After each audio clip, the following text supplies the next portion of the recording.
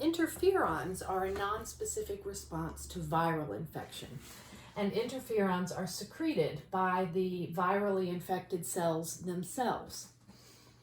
The way this works, if this represents our cells, when a virus gets into a particular cell and it begins to replicate, that causes this cell to secrete interferons.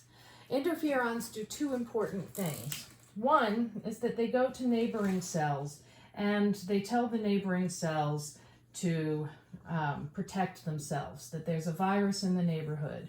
So close your windows, lock your doors, do not let that virus in. Okay? It does this by causing these cells to make what's known as antiviral proteins, so that the virus either can't attach to the cell or can't get into the cell. But the interferons secreted by this cell is what tells these cells to protect themselves and not let the virus in. The other thing that interferons do is that they activate and attract natural killer cells. Now remember, natural killer cells, when they get to any scene, they're looking around to see if there's an MHC1 on the cells, and if that MHC1 is displaying normal internal antigens. Well, if this cell is infected, then at least one of the MHC1s on its membrane is going to be displaying viral proteins, which means that the natural killer cell is going to kill this cell.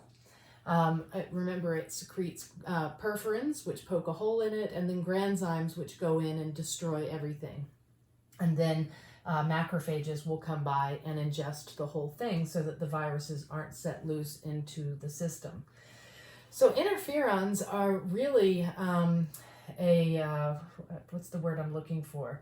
It's a way for this cell to put itself aside. It's selfless because it's saying, hey, I'm infected, come and kill me, and meanwhile protect yourself. Altruism, that's what the word I was looking for.